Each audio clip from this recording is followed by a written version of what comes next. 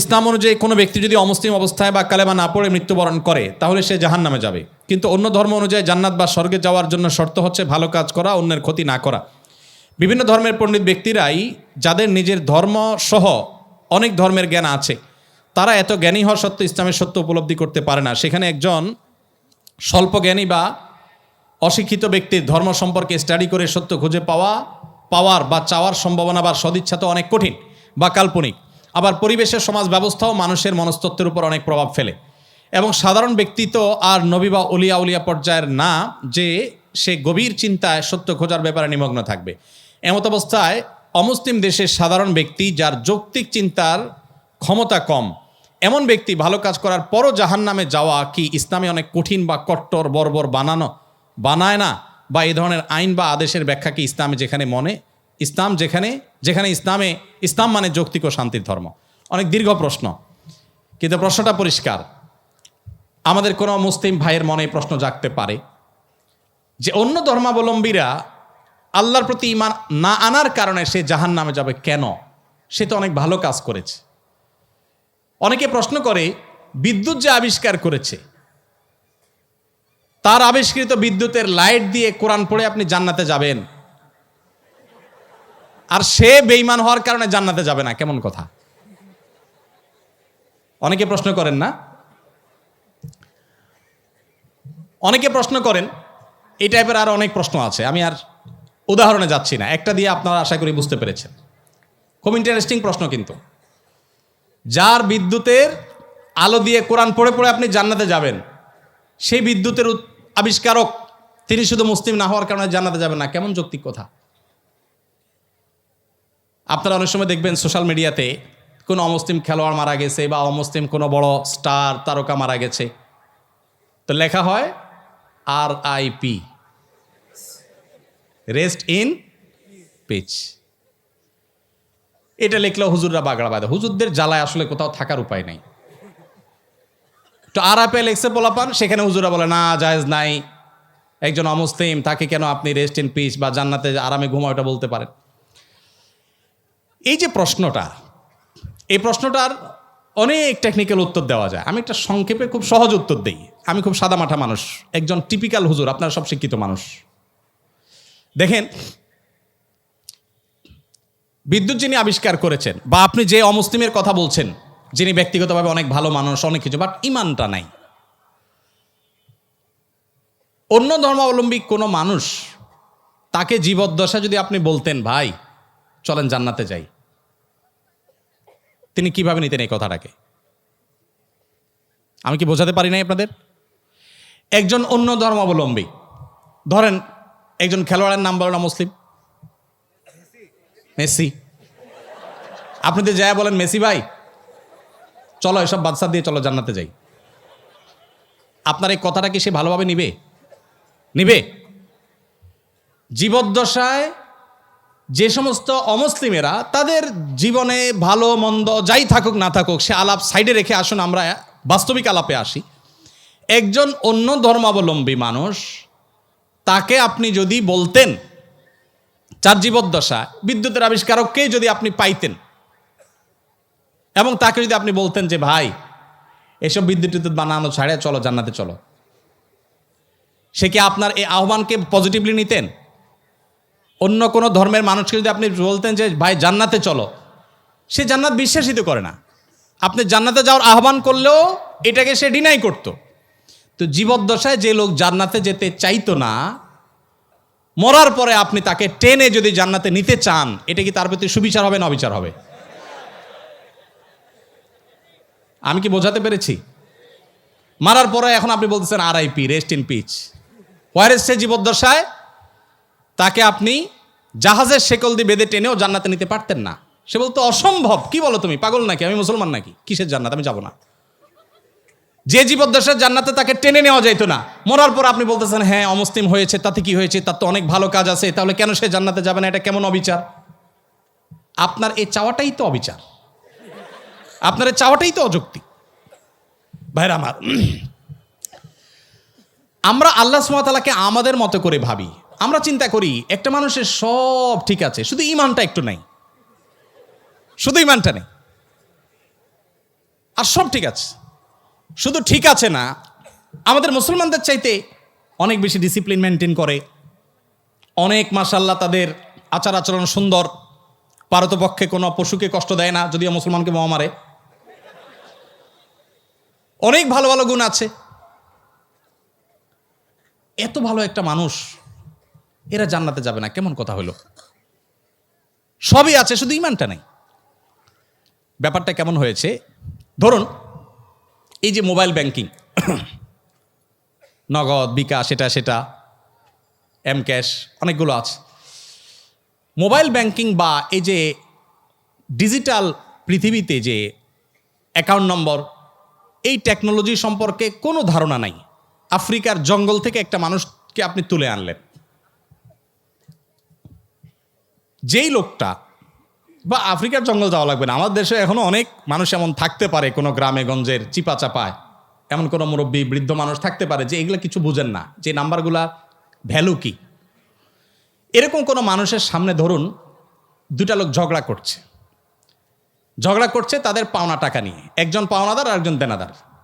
পাওনাদার ঝগড়া করছে যে আমি যেই নাম্বার দিলাম, তুমি সেই নাম্বারে টাকাটা না দিয়ে আরেক নাম্বার দিছো, তুমি এত বড় একটা ভুল করলা, টাকাটা আমি পাইলাম না, আমার দরকার ছিল, তোমার সাথে কমিটমেন্ট ছিল, তুমি দিবা, কেন দিলা না? এটা নিয়ে তিনি খুব ঝামেলা করছেন।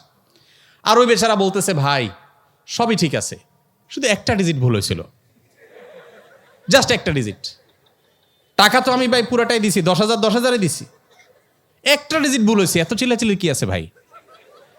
আরেক ভদ্রলোক তিনিও দেনাদার, তিনি 10,000 জায়গায় মাত্র 2,000 দিয়েছেন, তিনিও 10,000 দেনা ছিলেন। তার ব্যাপারে সে এতটা রাগারাগি করছে না, বলছে ভাই 2,000 দিছো, তাও তো দিছো, আমার অ্যাকাউন্টে আসছে ঠিক মতো, ভালো, আর বাকিটা দিয়ে দিও টাইম মতো, ঠিক আছে।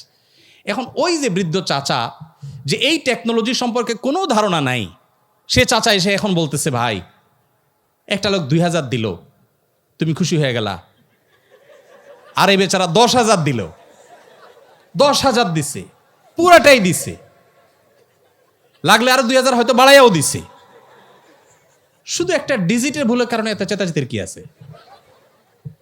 এই চাচাকে কেউ বুঝাইতে পারবে? কেন বুঝাইতে পারবে না? কারণ এই টেকনোলজিটা তার জানা নাই। ভাইরা আমার, আমাদের অনেক বন্ধু আছেন যারা আল্লাহর অনেক বিধানকে, শরিয়ার অনেক বিধানকে, কোরআনের অনেক নির্দেশকে তাদের লজিক দিয়ে তারা বিচার করে। এটা তো ইলজিক্যাল, এটা তো অযৌক্তিক। আরে ভাই, আরবিতে একটা প্রবাদ আছে, আল ইনসানো আদা উল্লিমা জাহিলু, মানুষের কাছে যে বিষয়ে অজানা থাকে সেটা তার কাছে শত্রু মনে হয়। আপনি যে টেকনোলজি জানবেন না সেটা আপনার কাছে ইলজিক্যাল মনে হবে। বিদ্যুৎ আবিষ্কার হয়েছে আজ থেকে কত বছর আগে? কত বছর আগে? যতশো বছর আগেই হোক, ধরেন 500 বছর আগের পৃথিবীর কোনো মানুষ, বিদ্যুৎ আবিষ্কার হওয়ার আগের পৃথিবীর কোনো মানুষ, তাকে যদি বলা হতো যে এখানে ওয়ালে একটা সুইচ আছে, এখানে টিপ দিলে ওই 20 হাত দূরে ফ্যান ঘোরা শুরু করবে, এটা যদি বলা হতো, তার কাছে এই কথাটা কি লজিক্যাল হতো না ইলজিক্যাল হতো? লজিক্যাল হতো। সে বলতো হাস্যকর, তাই না? ফেসবুকীয় ভাষায় সে বলতো কি, জাস্ট হাস্যকর। টিপ দিবা এখানে ওয়ালে, ফ্যান ঘুরবে 20 হাত দূরে, কিভাবে সম্ভব? ফালতু কথা, গল্পের আর জায়গা পাও না মিয়া। কারণ সেই টেকনোলজিটা জানা নাই। মানুষের তৈরি টেকনোলজি সম্পর্কে এতটুকু গ্যাপ থাকার কারণে যদি কোনো কিছু তার কাছে ইলজিক্যাল মনে হয়, মানুষের সৃষ্টিকর্তা, মানুষের এই ব্রেইনের সৃষ্টিকর্তা আল্লাহ রাব্বুল আলামিনের কাছে তার কোনো আদেশ, তার কোনো নিষেধ, এটার যৌক্তিকতা বাহ্যিক দৃষ্টিকোণে আমার বুঝে আসছে না, তার টেকনোলজি আমি ধরতে পারছি না। ওই যে একটা ডিজিটে বললে কি হয়েছে, শুধু ইমান নাই তাতে কি হয়েছে, এই টাইপের কথাবার্তা অনেকটা সেরকম শিশুসুলভ কথাবার্তা। আল্লাহ তাআলা আমাদেরকে বোঝার তৌফিক দান করুন। ভাইরা আমার, অনেক কথাই বলা যাবে, সময় অনেক গড়িয়ে গেছে, রাত হয়েছে, আমার করতে হবে। ইমানটা আসলে সারেন্ডার করার নাম, আত্মসমর্পণ করার নাম। মানুষ নিজের বিবেক বুদ্ধি দিয়ে আল্লাহ তাআলাকে জাজ করতে চায়।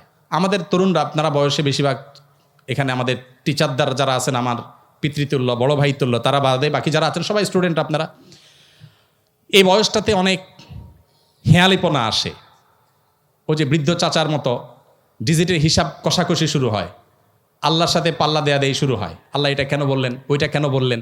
ভাই, আল্লাহ রাব্বুল আলামিন কেউ যদি অমুসলিমের ঘরে জন্ম নেয়, আল্লাহ তাআলাকে যদি সুস্থ বিবেক বুদ্ধি দিয়ে থাকেন, তিনি অসুস্থ না হন মানসিকভাবে, শুধুমাত্র তার কাছে এই জিজ্ঞাসা থাকবে তার বিবেক তার সৃষ্টিকর্তার পথে তারে পথ নির্দেশ করেছে কি করে নেই। যদি করে থাকে, আল্লাহর একত্ববাদের বিশ্বাসটা শুধু থাকে, আর কোনো বিধান আল্লাহর নাও মানে, গতানুগতিকভাবে সে মুসলমান নাও হয়, তার কাছে ইসলামের দাওয়াত যদি না যায়, তাহলে সে ইসলামের সহিত দৃষ্টিকোণ থেকে মুক্তি পেয়ে যাবে আখিরাতে। আল্লাহ তাআলা কারোর প্রতি জুলুম করবেন না, কারোর প্রতি জুলুম করবেন না। এই টাইপের অনেক প্রশ্ন আছে। গত 4-5 দিন আগে, সম্ভবত গত বুধবারে, ডেনমার্কের কোপেনহেগেনে একটা প্রোগ্রামে এক ভাই, প্রশ্ন দেখে বুঝলাম যে নাস্তিক ভাইটা 10-15টা প্রশ্ন করেছেন। এদিকে আমার ফ্লাইটের টাইম কাছায় গেছে, আমি ওই প্রশ্নগুলো টাচই করতে পারি না, খুব দুঃখ রয়ে গেছে আমার মনে। এই সবগুলো প্রশ্নের গোড়া এক জায়গায়, সেটা হলো যে নিজের বিবেক দিয়ে আল্লাহকে বোঝার চেষ্টা করা। আল্লামা ইকবালের নাম আপনারা শুনেছেন, ভারতবর্ষের একজন বড় কবি ছিলেন। আল্লামা ইকবাল বলেছেন, জু সমঝ মে আ গই ও ফির খোদা কিউ কর হুয়া। যাকে আপনার বিবেক দিয়ে ক্যাপচার করে ফেলতে পেরেছেন, আয়ত্ত করে ফেলতে পেরেছেন, সে আবার আল্লাহ হলো কিভাবে? আল্লাহ তো সে অসীম সত্তার নাম, যে অসীম সত্তাকে আপনার আমার বিবেক দিয়ে, আমার বুদ্ধি দিয়ে তার সকল আদেশ নিষেধের সকল তত্ত্বের যৌক্তিকতা আমরা ধরতে পারবো না। এটাই তো আল্লাহর অসীমত্বের পরিচয়। একজন অধীনস্থ যদি একজন মালিকের সকল কাজের সকল পলিসির যৌক্তিকতা তার মাথায় না ধরে, হতে পারে না। কোম্পানির মালিক আর কোম্পানির একজন ড্রাইভার, এখানে আমার বড় ভাই ডাক্তার মহিউদ্দিন ভাই আছেন, এত বড় প্রতিষ্ঠানের মালিক, এতগুলো মেডিকেল কলেজ, এতগুলো মানুষ তার কাজ করে। এখন উনি যদি ওনার একজন সাধারণ কর্মচারীকে বলেন এই জিনিসটা অমুক জায়গা দিয়ে আসো, ওইটা অমুক জায়গায় নিয়ে আসো, সে যদি বলে স্যার কেন করব? যদি বলে যে অমুক রেটা দিয়ে আসো, স্যার কেন দিয়ে আসবো? কথায় কথা যদি সে স্যার কেন বলে, তাহলে এই মায়ের খাওয়ার উপযুক্ত হবে কি হবে না? কেন মায়ের খাওয়া উপযুক্ত হবে বলেন তো? আরে মিয়া, আমার সব কেন যদি তুমি বুঝে যাইতা, তাহলে তুমি তো ডাক্তার মহিউদ্দিন হয়ে যেতা, তাহলে তুমি তো আকিজ গ্রুপের চেয়ারম্যান হয়ে যেতা, তাহলে তুমি তো শত শত হাজার হাজার কোটি টাকা বিজনেস করতে পারতা। আমার সব কিছুর যৌক্তিকতা তোমার বুঝে আসবে না। তুমি আমার জায়গায় আসতে বহু সময় লাগবে, আমার এই বয়স পার হয়েছে এগুলো বুঝতে বুঝতে। এটা যদি হয় একজন মানুষের তফাৎ, সেখানে সৃষ্টি হয়ে আল্লাহর সমস্ত আদেশ আমার বুঝতে হবে, আমার বুঝে আসে নাই, তাহলে আমি কেন মানবো? এটা সবচেয়ে হাস্যকর। আল্লাহ তাআলা আমাদেরকে আল্লাহর প্রতি পরিপূর্ণ ঈমান আনার তৌফিক দান করুন। কিয়ামতের আগে এক এক ঝড়ে কত মানুষ বেঈমান হয়ে যাবে। নবী সাল্লাল্লাহু আলাইহি ওয়াসাল্লাম বলেছেন, ভাইরা আমার, আপনারা দেশের কর্ণধার, আপনারা আমাদের আগামীর ভবিষ্যৎ। আমি আবারও আপনাদেরকে বলবো, প্লিজ, ওয়াজ নির্ভর ধর্ম পালন নয়, কোরআন এবং হাদিস থেকে জ্ঞান অর্জন করুন। শুধুমাত্র মুখস্থ বাণী নয়, শুধুমাত্র মোটিভেশন বা অনুপ্রেরণামূলক বক্তব্য নয়, কোরআন এবং হাদিসের পাতা খুলুন। আমি খুব আনন্দিত হই যখন দেখি ইউরোপে, আমেরিকাতে, জাপানে, কোরিয়াতে, বিভিন্ন দেশে আমাদের কুয়েটের, চুয়েটের, ডুয়েটের ভাইরা সেসব জায়গাতে ইসলাম নিয়ে এত চমৎকারভাবে গবেষণা করছেন, পড়াশোনা করছেন, স্টাডি সার্কেল করছেন, ইসলাম বিভিন্ন অর্গানাইজেশন খুলছেন, ভালো ভালো কাজ করছেন। আমার বুকটা ভরে ওঠে। আমি ঈর্ষান্বিত হই যে আমি গতানুগতিক মাদ্রাসায় পড়ুয়া হয়েও জান্নাতের দৌড়ে, ইসলাম প্রচারের দৌড়ে কোনো কোনো ক্ষেত্রে মনে হয় আমার এই সমস্ত ভাইরা অনেকে আমার চেয়ে এগিয়ে আছেন। আজকে আপনারা যারা আমার কথা শুনছেন, আমি আপনাদের সবাইকে, আমার বোনরা যারা আমার পর্দার আড়াল থেকে আমার কথা শুনছেন, আপনাদের সবাইকে আমাদের আহ্বান রাখতে চাই, আপনি বাঘের বাচ্চা মুসলমান, আপনি ওমর রাদিয়াল্লাহু তাআলার সন্তান, আবু বকরের সন্তান, আপনি স্পেন বিজয়ী তারেক বিন জিয়াদের সন্তান। মেডিকেল সায়েন্স থেকে নিয়ে কোরআনিক সায়েন্স পর্যন্ত এমন কোনো সেক্টর না যে সেক্টরে মুসলমানদের সোনালী অতীত ছিল না। সেটিকে উদ্ধার করবার জন্য আপনার নিজেকে আগে আপনার ইসলামটা বুঝতে হবে।